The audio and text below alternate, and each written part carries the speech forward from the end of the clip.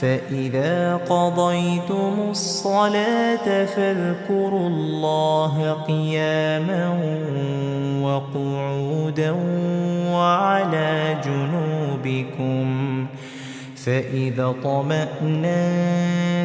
فأقيموا الصلاة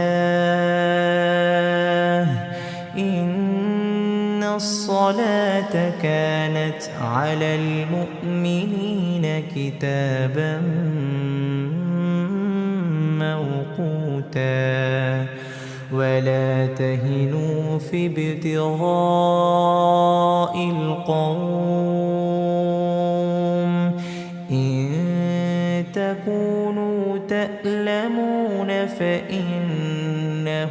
يألمون كما تألمون وترجون من الله ما لا يرجون وكان الله عليما حكيما إنا أنزلنا إليك الكتاب بالحق لتحكم بين